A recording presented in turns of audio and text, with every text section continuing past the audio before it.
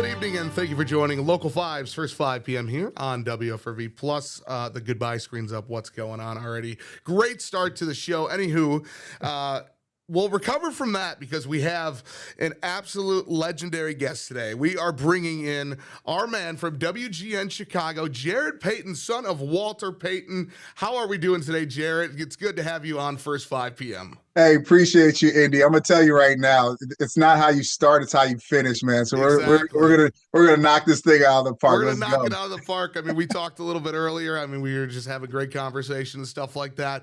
But let's go ahead and start with setting the mood in Chicago. So you work in Chicago. What's the vibe kind of right now amongst Bear fans heading into this playoff game against Green Bay? Well, I think you think about just the regular season and how everything kind of the end of the regular season kind of finished off, right? Both these teams having to go back at it together, and you're playing divisional games against your division rival at the end of the year, and the meaning for both teams and what those two matchups meant, and they split that series. I think Bears fans were just kind of watching to wait to see where they were going to be seated, and we kind of knew here in Chicago that it was another opportunity for a third matchup between Green Bay and the Bears. And so now that it's here, I think it's got people it's hit or miss. Some people want this matchup. Some people are like, I don't want to see Green Bay again, but yeah, right. It is what it is. And just to see where both these teams are and how they finish the regular season. I mean, Green Bay with 4 losses, and then you got the Bears on back-to-back losses. So hopefully we see a matchup here in Chicago on Saturday where it's kind of like a slugfest, and hopefully there's a lot of points scored so Bears fans and Green Bay fans can enjoy themselves. Yeah, for sure. I know, like, my personal opinion is it kind of reminds me of, like, the Brewers and Cubs. They recently played in the NLDS, and it felt like the Brewers had way more to lose than the Cubs, because obviously the Cubs are coming in as the underdog. Now, the Cubs, are they the better team on paper? Maybe not. Now, I feel like maybe it's a little bit of the same, more with the Bears. There's a lot more to lose for the Bears. This could be a huge turning point in the franchise. The Packers, I feel like obviously the fans want to win, but they're so beat up. They're probably not going to be the most upset if they lose. It kind of reminds me of that vibe. Yeah, but you know what, Andy? I mean, if you think about the beginning of the year here in Chicago, you had a first-year head coach in Ben Johnson. You got Caleb Williams that's going into his second year in a new offense. There was a lot of new additions, whether it was through the draft and also through free agency, especially on the offensive line. So there was a lot of question marks. And I think after, winning 5 games the previous year, I think Bears fans just wanted a little bit more success and see, progression. And there was a lot of question marks about Ben Johnson as a head coach. Like you knew him as a coordinator, you knew what he did in Detroit, and his resume speaks for himself. But when you have to manage a whole entire team, when you don't actually have, data on that, it's tough. You're kind of going in blind a little bit, but to see what they have done, this has been a successful year for this franchise. Oh, absolutely. You know what I mean? And so my thing of being on TV here in Chicago, on the airwaves here in Chicago, it's like step back and just like appreciate this, appreciate what there is, because as fun as it is right now and getting to the postseason, wild card weekend, that's a huge accomplishment. But it's not just about this year. It's about building for years to come. And I think what Ben Johnson is trying to do is kind of build that sustained success here in the city of Chicago with this organization. And this is just a building block. And you and I were talking off the air. Sometimes you need a little bit of luck. And when you look at the way that this Bears team has played, yes, they found ways to win games late in games. Some people call it luck. That might be a part of it, but they've gotten to this point and given them an opportunity to be in the big dance. Now their first date is against their arch rivals. I think this is storybook right here. So I think a lot of Bears fans are just eager and waiting for Saturday to get here.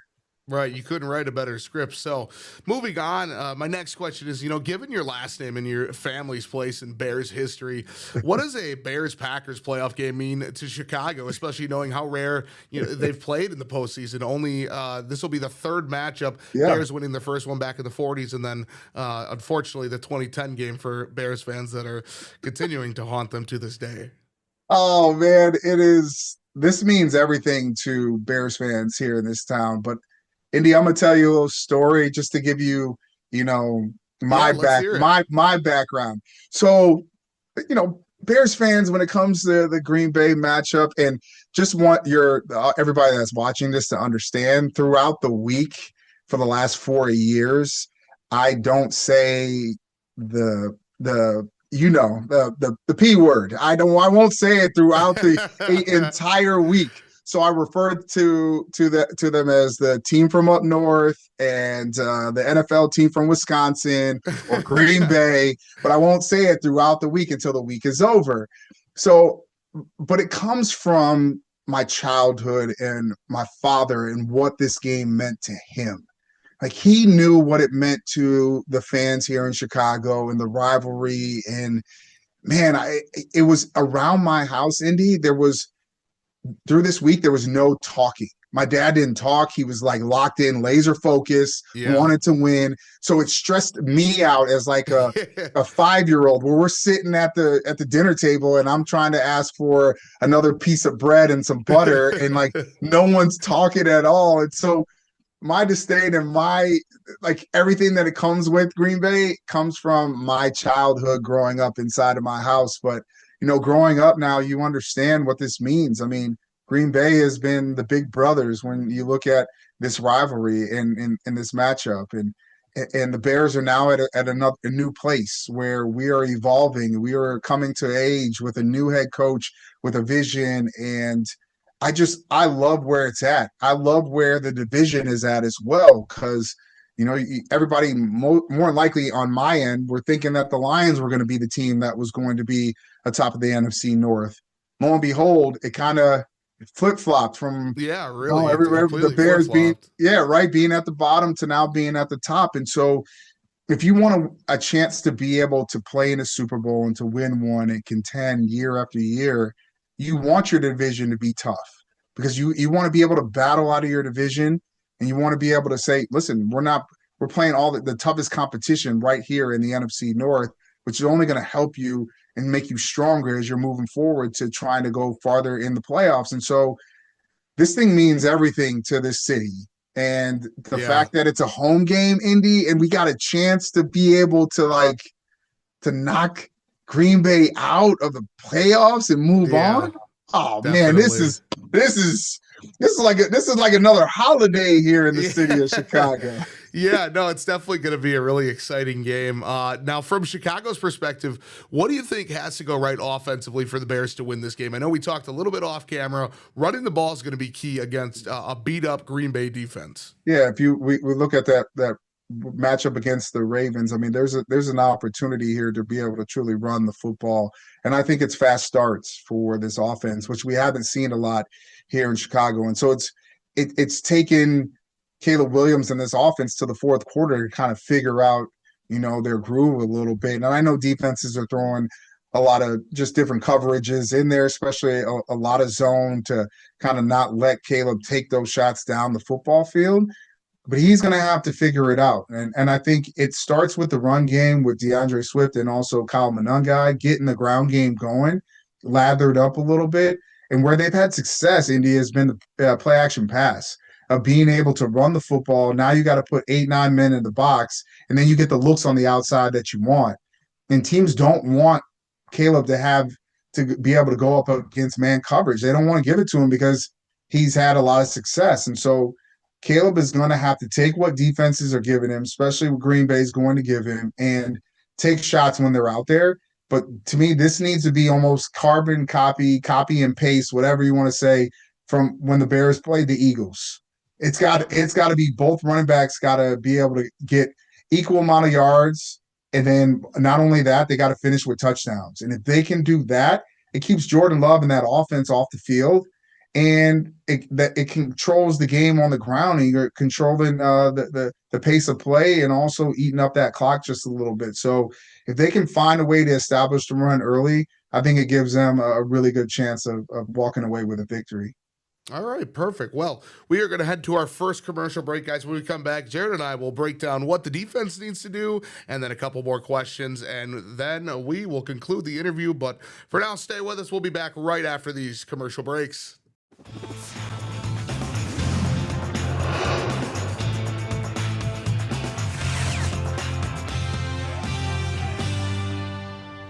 Welcome back to Local 5's first 5 p.m. here on WFRV Plus.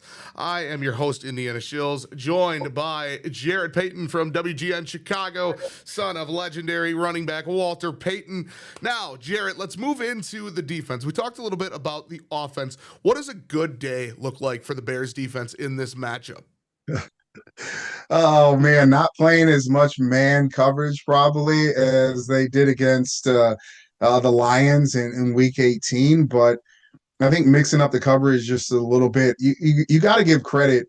I know Jordan Love has had a couple of weeks off to kind of get himself back into gear, and head injuries are always a scary thing, and concussions. I've had plenty of them, so I know how crazy Absolutely. they are. And everybody deals with them differently. Right. But before all that, I mean, Jordan Love's had a really solid year, and watching him throw the football is he's got that crazy talent. He's got some crazy arm talent. He's got a plethora of receivers out there as well that he can, and skill position players that he can kind of throw the ball to. Christian Watson is the one that probably scares me the most just because of the speed and getting past and blowing the top off of the cover two and getting past. So it's to me, it's trying to find a way to keep Jordan Love uncomfortable in the pocket. And that's been an issue for this Bears defense, not just against Green Bay, but also throughout the year. It's that pass rush is not there, and it has to be established. Whether you're getting after with sacks or it's pressure to hope a defense that we know with the Bears defense and Dennis Allen, what they've done this year is they've been number one in takeaways. And so that comes with finding ways to get pressure on the quarterback. So if they can do that, I think that gives them a good chance of keeping this game close. If not, it's going to like the first game, the explosive plays were there, and they took advantage. Green Bay took advantage of it. You got to limit the explosive plays in this matchup on Saturday if the Bears are going to have a chance to be able to stay close or win this game. Yeah, and now the Packers are getting offensive lineman Zach Tom back, it appears, which is a very big hit for Green Bay, especially with the Bears trying to establish that pressure on Jordan Love. Now, moving on, there's a psychological hurdle you got to admit. You know, for years, Bears fans have talked about getting past Green Bay. Like you said earlier, Green Bay's kind of been the big brother lately. I mean, the Aaron Rodgers era did not go very well for Chicago. Do you feel like this team and this fan base believes the hurdle could finally be cleared after this game? Indy, I don't know. I don't know if they just want to win this game. I think most people, when they go into this matchup, it's like, well, yeah, you can, because I'm always the one that's very optimistic. In both games, I thought I picked the Bears to win in Green Bay and then also here in Chicago. So that's just my point of view. But talking to Bears fans, they're always like, I don't want to hear it. Don't want to hear it. I just want to see it. I want to see it. I need to see the score. I need to see it. And then I'll start. Yeah, then I'll start. I'll start to believe it. Yeah. And so I think it is a step in the right direction. And I think Bears fans would really kind of welcome in taking down their arch rival and then moving forward and what that would mean in where this rivalry is going. And yeah, we all talked about it. You know, you listen to Ryan Poles. He said, like, in his press conference, we're going to take the North and never give it back. Just taking the North this year is huge. But I just look at the teams that are in this division. It's going to be tough every single year. And I keep going back to it. I think that's what you want. So the fact is, if you're in a really good division, it is going to be tough. And Green Bay has shown that they draft really well, coach very well, that it's not going to be easy. But I don't think the Bears want anything easy. They're starting off in this Ben Johnson era of having to earn everything that they've been given. So it's like go out there and earn it. I think Bears fans would see it as a step in the right direction and just like a step to what they are looking for, and that is to be in that conversation when you're talking about who's the best team in the NFC North. Absolutely. And now I just want to end with a meaning, not a score prediction here. If the Bears win this game, what does it represent for Chicago? Not just this season, but where the franchise is headed. It means we're here. It means we're here. We're not Absolutely. we're not back. We've been here, but now we've been knocking on the door, but it means that the door is open and that we're walking through that door and that we show that this organization is not just going to be the little brother anymore. Like we're you Green Bay's not just going to be able to dictate the terms anymore. Like we're here, we're going to have a say and a seat at the table, and I think it only makes it better for everybody, and it makes the competition in the division that much better. But I think it's going to be that moment of winning this game and saying like we're here now. You see us, and we did it against our arch rivals. That right there Yeah. would mean the world to Bears fans. But it's not going to be easy. I believe this game is going to come down to the final who has the ball last. Man, That's it's how gonna that be that's yeah, how it comes down. it's gonna be a lot of heartbreak for one side and absolute happiness for another. I know everybody's heart's gonna be pounding until the end. Let's really hope it is a close game because not only is it good TV, but I mean it's great for the fans as well. Just to be able to get into it, buy into it, and sometimes heartbreak. It happens, but Well, the other side. Indy, let me tell you something real quick, man. I own two bars. I'm a part owner of two bars here in Chicagoland area. One of them is a Chicago bar. It is called Flagship on the Fox. The other one is called Duke's Northwoods, which is actually a like a Wisconsin bar. They are a Uh huh. football field away from each other. Saturday night, it is when these two teams play, both places are packed. It is crazy. And the fact that they're so close, I can only imagine what it's going to Oh be like man. for one of the fan bases after the game is over and the clock's hit zero. It's going to be devastating, but that's why you play the game.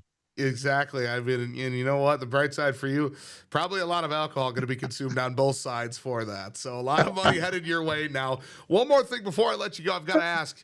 Miami Hurricanes alum, they're one of the final four teams in the college football playoff matchup against Ole Miss.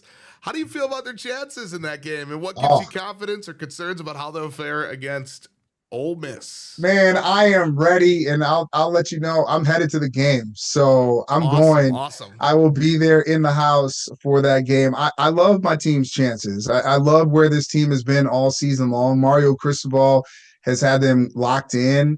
A lot of these guys trying to stay off social as much as possible, but putting in the work on the football field. The Texas A&M game kind of showed that their defense is legit, even though they've been showing it. Bain is Andrew Bain. He's unbelievable, man. Like Hmm. they have all these things kind of mixing together. It comes down to why you went out and got Carson Beck, and you're hoping that in this type of matchup, the Final Four, that he shows up and he's able to be the guy that you're hoping. They have all the skill position players, their offensive line, your defensive line, the trenches. I'll put them up against anybody in the trenches. Right. Like Yeah.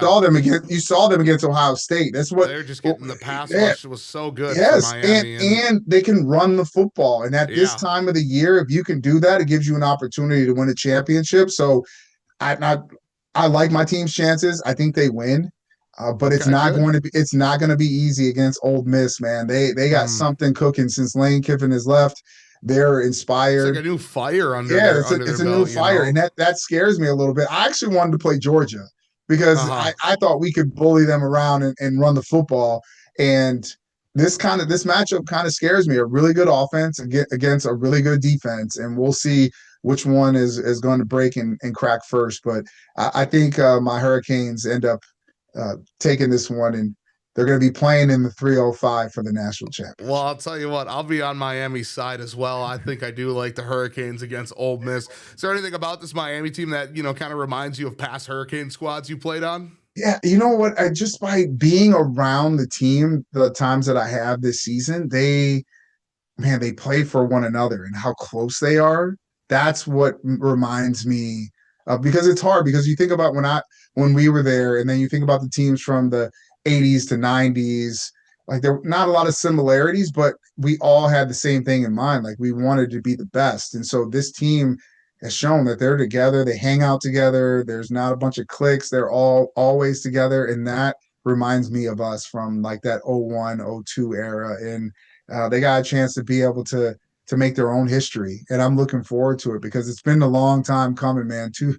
2001 is such a Yeah, long time ago, man, and it's time for us to be back. And you time said to it, bring back the U, like you yeah. said. When the U is good, man, college football is good. So Yeah. I'm here for it. Definitely. Well, ladies and gentlemen, that has been one of the best in the Midwest. Jarrett Payton, thank you so much for joining. First 5 p.m. I am going to head to my final commercial break. When we come back, I'll finish up with some stories around the area. Jarrett, again, thank you so much. Good luck on Saturday, and hopefully we'll catch up in the future. Take care, man. Thank you for having me. All right, guys, we'll be right back.